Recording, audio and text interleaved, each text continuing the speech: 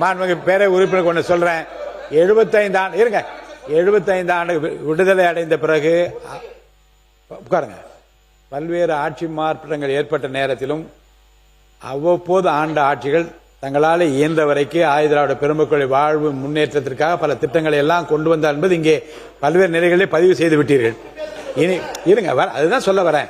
இல்லை, ஆனால் இப்போது வந்திருக்கிற புதிய ஆட்சியும் அதே சுவற்றை பின்பற்றி, அந்த அடிச்சுவட்டை பின்பற்றி, முன்னாலே என்ன நடந்தது என்பதையெல்லாம் பார்த்து ஆராய்ந்து இன்னும் அதிகமாக இதை மேம்படுத்துகிற வாய்ப்புகளை எல்லாம் உருவாக்குற திட்டங்களை எல்லாம் இங்கே அறிவித்திருக்கிறார்கள். இல்ல அந்த கோணத்திலே மட்டும் அமைச்சர் பெருமக்கள் கருத்துக்களை சொல்வதுதான் ஏற்புடையதாக இருக்கும் என்று நானும் கருதுகின்றேன்.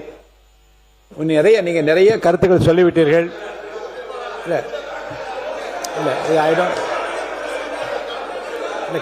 நீங்க பேச போறீங்களா? ஒரு கருத்தை மட்டும் அவர் சொல்லட்டும், அதுக்கப்புறம் கோவை செடியன் அவர்கள் பேச அனுமதிக்கிறேன். இந்த பேரவைத் தலைவர் அவர்களே, இல்ல இந்த பிரச்சனை குறித்து முடிக்கிறது யாருடைய இல்ல, இங்கே சொல்லப்படுகிற கருத்துக்கள் வெளியில சமூகத்தில் எந்த விதமான பிரச்சனை ஏற்படாமல் பேச வேண்டிய பொறுப்பு நமக்கு இருக்கிறது. அதுதான் நான் சொல்றேன். அந்த வகையில அந்த வகையில இதை நிறைவு செய்ய வேண்டும் என்று நான் விரும்புகிறேன். அந்த வகையில நிறைவு செய்ய வேண்டும் என்று உங்களை நான் கேட்டுக்கொள்கிறேன். அடுத்து உங்களுக்கு கொடுக்குறேன், பேசி முடிச்ச உங்களுக்கு தான், நீங்க தான் கடைசி.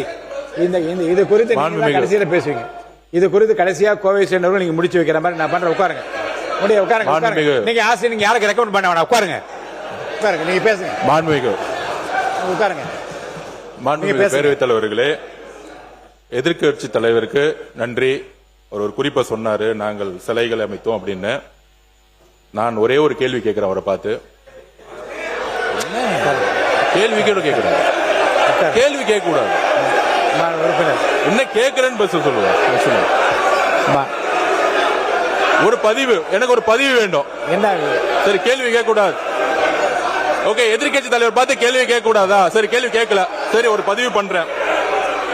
சரி, நான் ஒரு பதிவு பண்றேன். இங்க இருக்கவங்களை ஒரு பதிவு பண்றேன். என் பதிவு என்னன்னு கேட்டுக்க சொல்லுங்க. நான் ஒன்னும் அவைக்கு வந்து தப்பா பேசல.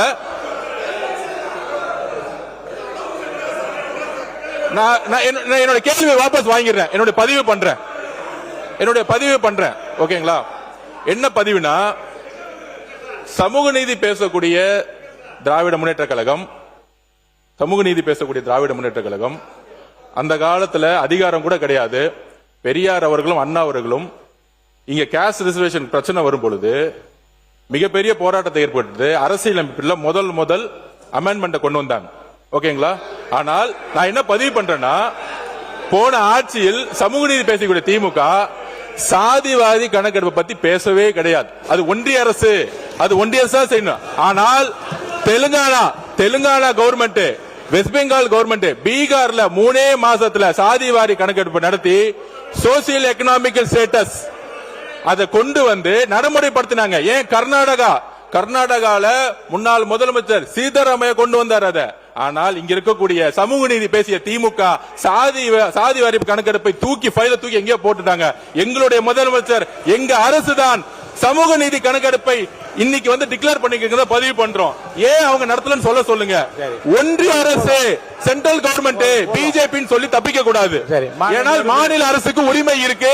சாதி வாரி கணக்கெடுப்பு நடத்துறதுக்கு மாநில அரசுக்கு உரிமை இருக்கு. கோவை சரி, நான் அனுமதிக்கிறேன். நீங்க முடிச்சு வைங்க. இதுக்கு மேல மாண்புமிகு பேரவை உட்காருங்க. மாண்புமிகு பேரவைத் தலைவர் அவர்களே, நீங்க வந்து பேசி இதை நிறைவு செய்யுங்க. மேற்கொண்டு இந்த பிரச்சனைக்கு வந்து முற்றுப்புள்ளி வைப்போம். ராஜு பேசணும். இன்னும் 12 உறுப்பினர்கள் பேச வேண்டும். முடிங்க. மாண்புமிகு பேரவைத் தலைவர் அவர்களே, ஆதிதிராவிடர் மற்றும் பிற்படுத்தப்பட்ட தாழ்த்தப்பட்ட மக்களுடைய நல்வாழ்வு குறித்து சமூக நீதித்துறை சார்பில் இன்றைக்கு விவாதம் நடந்து கொண்டிருக்கிறது. அமைச்சர் பெருமக்களிலிருந்து புள்ளி விவரங்களையும் சற்று கோபதாமன செய்தியும் ஒன்றுமே செய்யவில்லை திராவிடம் என்பதை பேசுகிறார்கள். நான் முடித்து வைக்கிறவர். ஆனால் எதிர்க்கட்சி என்பது கேள்விகளை கேட்பார்கள், கோரிக்கைகளை வைப்பார்கள், செய்யுங்கள் பிளீஸ் சார் கொஞ்சம் இருங்கள். அப்புறம் கட்டுப்பாடா இருக்கிறாங்க. இல்ல சார், ஒத்துழைப்பு. எதிர்க்கட்சி உறுப்பினர்கள் வெறும் கரண்டியோடு வருவதற்கு சமம். அண்ணா சொன்ன மேற்கோள், எதிர்க்கட்சி உறுப்பினர்கள் வெறும் கரண்டியோடு வருவதற்கு சமம். ஆனால் ஆளுங்கட்சியில் இருக்கக்கூடியவர்கள் தான், அமைச்சர்கள் தான் கையில் இருக்கிற கரண்டியில் எண்ணெயோடு வர வேண்டும். ஒரு துளி சதறா கூட ஒரு அரசுக்கு, ஒரு நாட்டுக்கு இழப்பு என்பது போன்ற ஒப்பீடுகள் உண்டு. இந்நிலையில் மரியாதைக்குரிய பொதுப்பணித்துறை அமைச்சர் அவர்கள் என்ன செய்து விட்டீர்கள் என்றார். ஏப்ரல் 14 அண்ணல் அம்பேத்கர் பிறந்த தினத்தை சமத்துவ உறுதிமொழி நாளாக ஏற்று எல்லா சமூகத்தினரும் எழுந்து நின்று சமத்துவம் சமதர்மம் என்று சொல்ல வைத்தது கழக அரசு. அது மாத்திரமல்ல, மாண்புமிகு சமூக நீதித்துறை அமைச்சர் நாங்கள் என்னமோ பொது தொகை நிறுத்துவதற்கு வலிந்து சொன்னதை போலவும், இவர்கள் என்னமோ தலித்தெழுமலை ஐயா அவர்கள் நிறுத்தியதை வலிந்து சொன்னதை போலவும் ஒரு பிரச்சாரத்தை, ஒரு பொய்யான கட்டமைப்பை காட்டுகிறார். நான் பணிவோடு கேட்பது, நாங்கள் இத்தனை பேர் நின்று வென்றிருக்கிறோம் என்று நீங்கள் சொல்லுகிற தருணத்தில், நாங்கள் இத்தனை பேர் அமைச்சர் ஆக்கியிருக்கிறோம் என்று நீங்கள் பதிவு செய்கிற தருணத்தில், இன்றைக்கு நீங்கள், ஆனால் அன்றைக்கே நாங்கள் என்று சொல்லுகிற உரிமை கடமை திராவிட முன்னேற்ற கழகம் திராவிட இயக்கத்திற்கும் உண்டா இல்லையா? நான் இன்னும் கேட்கிறேன், 2025 எஸ்சி எஸ்டிகளுக்கு அந்த திட்டத்தை இம்ப்ளிமெண்ட் செய்ய வேண்டும் நிதியமைச்சர் 25,000 கோடி அறிவித்திருக்கிறார். நான் பணிவோடு கேட்கிறேன், நிதியமைச்சர், சமூக நீதித்துறை அமைச்சர், பொதுப்பணித்துறை அமைச்சர், அந்த 25 கோடி ரூபாய் எந்தெந்த திட்டத்திற்கு செலவு செய்கிறோம், கொள்கை விளக்க குறிப்பு உண்டா, அறிவிப்பு உண்டா? எனவே ஏட்டளவில் மட்டும் சொல்லிவிட்டு போகிற இயக்கம் திமுக அல்ல, அடித்தட்டு மக்களுக்கு செய்கிற இயக்கம்.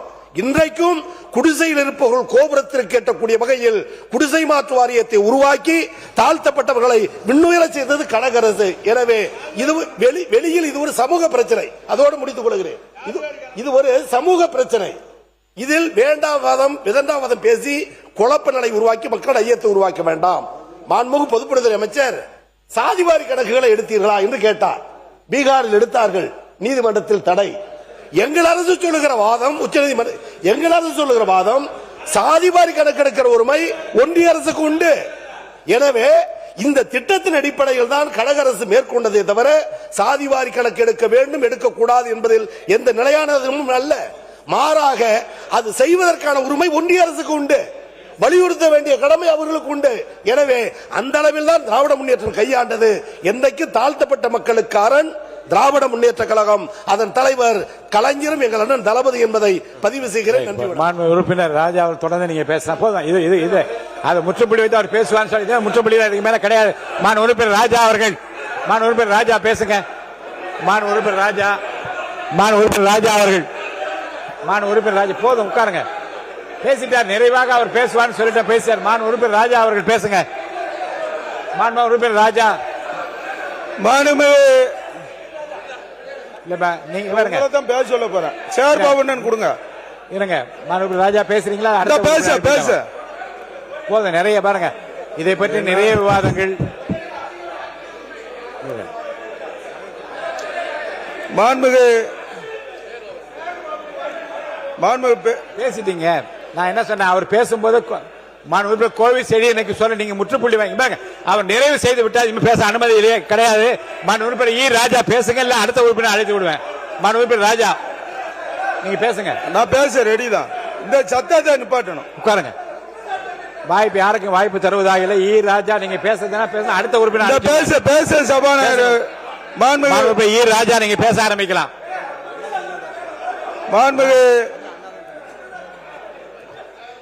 இது இல்ல, தயவுசெய்து நான் அனுமதிக்க மாட்டேன். மான் உறுப்பினர் வேலவர் நீங்க இது கட்டுப்பாட்டு கொண்டு வரணும்.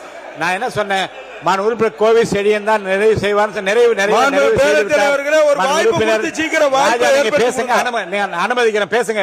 ராஜா நீங்க பேசலாம், உட்கார்ந்து தயவுசெய்து உட்கார்ந்துருங்க. நான் அனுமதிக்கிறேங்க, உட்கார்ந்துருங்க. நான் அனுமதிக்க மாட்டேன், தயவுசெய்து உட்கார்ந்துருங்க. முடியாது, உட்காருங்க. ராஜா நீங்க பேசுங்க. நான் தான் பேசுறேன். மான் உறுப்பினர் ஈ ராஜா நீங்க பேசலைன்னா நான் அடுத்த உறுப்பினர் அழைத்து விடுவேன். தப்பு. நான் என்ன சொன்னேன், நிறைவு செய்வார் என்று சொன்ன பிறகு நீங்க கேட்பது நியாயம் அல்ல. நான் அவர் பேசுவார் என்று சொன்ன, நிறைவு செய்வார் என்று நான் சொல்லிவிட்டேன். அவர் நிறைவு செய்த பிறகு நீங்க அரசு நீங்க கொறடா நீங்க பண்ணக்கூடாது. அப்படி உட்காருங்க, தயவுசெய்து உட்காருங்க. உட்காருங்க உட்காருங்க உட்காருங்க. யாருக்கு உட்காருங்க? உட்காருங்க உட்காருங்க, எல்லாம் உட்காருங்க. கொடுத்து பேச சொல்லுங்க சபாநாயகர். உட்காருங்க. மாநில உறுப்பினர் சேகர் பாபு உட்காருங்க. உட்காருங்க, மற்றவங்களாம் உட்காருங்க.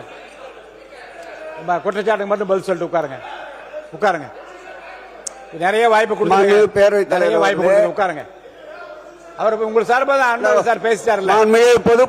மாண்புமிகு பேரவைத் தலைவர் அவர்களே, பொதுப்பணித்துறை அமைச்சர் உள்நோக்கம் கற்பிக்கின்ற வகையில் இந்த அனைத்து ஜாதி ரட்சணா வழக்கு நீதிமன்றத்தை குறித்து அவர் ஒரு கருத்தை சொன்னார்.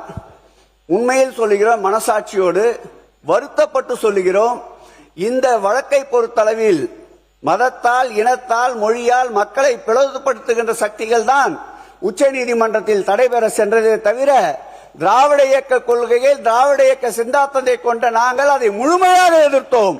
அதோடு மட்டுமல்ல, திருப்பரங்குன்றத்தை அயோத்தியாக்குவோம் என்ற பிரச்சனை வருகின்ற பொழுது ஆட்சி பெரிதா அல்லது தேவையில்லை, இந்த சட்ட தீர்ப்பு பெரிதா என்ற போது வழக்காடு மன்றத்தில் இருக்கு, அதை பற்றி பேச வேண்டாம், உட்காருங்க.